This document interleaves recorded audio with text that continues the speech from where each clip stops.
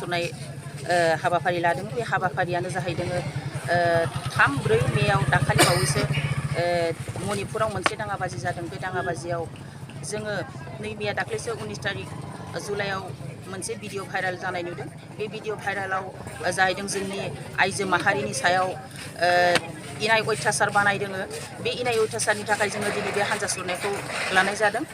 जोङो बे हान्जा सुरनायाव जोङो सासे बिमा माहारिखौ, सासे बिमानिफ्राय जोनोम जानाय सासे माखासे सुबुंफोरा दिनै जुनाद आखुनि बाहायनानै बेखौ इनाय अयथासार उलंघन बानायनानै बिसोरखौ बेरायहोनाय जादों आरो बिसोरखौ इनाय अयथासार खालामनाय जादों। जों बिनिखायनो दिनै बे इनाय अयथासारनि सायाव जोङो बुहुमनाङैनो जोंनि आइजो माहारिया मोनसे सोमखिखांनाय फैदों आरो जों गिखांनाय फैदों। बे गिखांनायखौ नुनानै जोङो दिनैनि बे हान्जा सुरनायखौ लानाय जादों। मानो होनोब्ला जोङो आइजो माहारि जानानै जोंहा थांना थानायाव मोनसे सेफटि गैयै बायदि, जोङो रैखाथि गैयै बायदि जानानै फैदों। बिनि थाखायनो जोङो दिनैनि बे हान्जा सुरनायखौ लानाय जादों। आइजो जानानै गोबां आइजोफोरखौ नुगासिनो दं, गुबुनाव थाहैनानै जोबोद भाइरेल जानायखौ नुबाय दं। बेनि सायाव दा मा बुंनो सानो? गोबां जोंनि समाजनिनो नङा, गुबुन समाजनि गुबुन माहारिफोरनि आइजोफोरखौ जोङो गुबुन जायगायाव थानानै जोंनि माखासे आइजोनि इज्जत मानफोरखौ बासायालासेनो बिसोरो माखासे आइजोफ्रा देहायारि सोमोन्दो खालामनानै रां खामायनाय जोङो नुनो मोनो। जोङो बेफोरखौबो जोङो दिनै आइजो माहारि जानानै जोङो बेफोरखौ मोनसे माने गाज्रि गोसोआव दुखु मोननाय मोनदों। मानोबा जोङो बिमा माहारि जानानै गावनि इज्जतखौ फाननानै जोङो गुबुनजों थानानै इज्जत फाननानै रां खामायनानै थानायखौ जोङो मोजां मोना आरो साबजानाय मोना। जोङो दिनै मैया दाख्लै बावैसो नुबावदों, बेबायदिनो गुवाहाटियाव हटेलफ्राव थानानै माखासे रां खामायनाय आइजो नुदों। जोङो बेफोरखौबो उन्दै उन्दै गथ'साफोरखौ बेफोरबायदि नुनायाव जों जोबोद दुखु मोनदों। सासे बिमा माहारि जानानै जोङो बेफोरखौ बाजानाय मोनो आरो जोंनि बर' आइजोफ्रा बेफोरबायदि जानायाव जोङो गोबां दुखु मोननाय फैदों। जोङो बेफोरखौ जानाङा होननानै जोङो सानदों आरो जोङो बेफोरबायदि जानायखौ मोनसे गोख्रों राहा लानानै जोंनि बेफोरबायदि खामानिखौ जोङो दोनथ'होनो थाखाय नाजानाय जागोन। दानि जुगाव बिमा बिफायाबो माखासे केयारलेस जादों। बेनि सायाव मा फोरमायहरनो सानो बिमा बिफाखौ? जोङो नुनो मोनदों बिमा बिफायाबो माखासे केयारलेस होननानै बुंनाया असैथो नङा, नंथारगौ। मानो होनोब्ला जोङो फिसाफोरखौ गुबुनाव जोङो मोजां पारसेन्ट लानानै पास जानाय नुदों। पारसेन्ट लानानै पास जानाय लोगो लोगो जोंनि बिमा बिफाया मोनसे रंजाखांनाय फैयो। रंजाखांनायजों लोगो लोगो गुबुन गोजौ फरायसालि, जौसिन फरायसालियाव फरायनो थाखाय बिसोरखौ गुबुनाव दोनहरो। गुबुनाव दोननानै बिसोरो गावसिनि फिसाफोरखौ माबोरै थादों, मा डिजाइनै थादों, मा खामायदों, मा मावदों बेखौ उदिस लायालासिनो दिनै फिसाफोरखौ दोनहरनानै बिसोरो मोजाङाव थादोंना गाज्रियाव थादों बेखौ उदिस लाया। आरो बे उदिस लाया बिमा बिफानि थाखायनो जादों। आरो जोङो साफ्रोमबो बिमा बिफाया बेखौ उदिस लानांगौ, फिसाया मा रोखोमै थाहैदों, मा रोखोमै थायाखै, बबेनिफ्राय मा खामायदों, मा खामायाखै, जों बेखौबो उदिस लानाया जोंनि साफ्रोमबो बिमा बिफानिनो दायथ'। मानो होनबा जोङो फिसाखौ ओरैनो जानला मोनला दोनहरलाबायनानै फरायदों ना फरायाखै, रोंदों ना रोङाखै, जों बेखौ उदिस लानाया जों साफ्रोमबो बिमा बिफानि दायथ'। दिनैनि बे हान्जा सुरनायखौ बबेनिफ्राय बबेसिम लानाय जादों? जोंनि दिनैनि हान्जा सुरनाया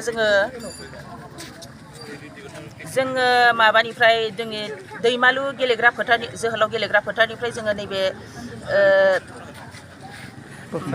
नैबे लामासिम जोङो हान्जा सुरनाय लादों।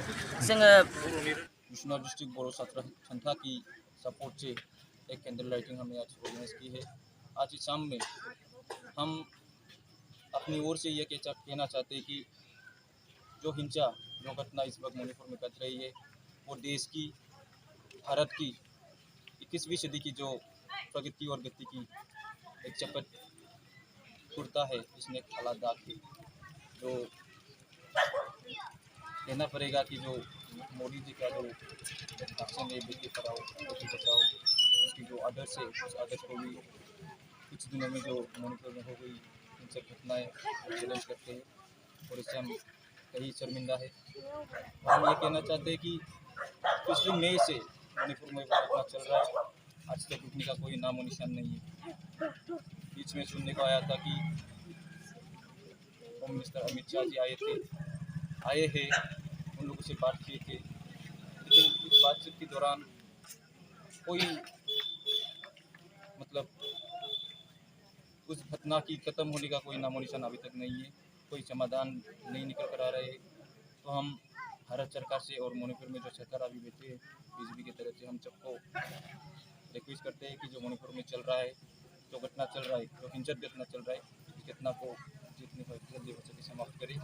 वरना क्योंकि जो आगे हमें देखने को मिल रहा है कि मणिपुर से धीरे धीरे वो घटना अभी मिजोरम की तरफ बढ़ रहा है, कहीं ऐसा ना हो कि वो पूरी नॉर्थ ईस्ट में बढ़ जाए, वो हमारे लिए बहुत शर्मनाक बात होगी।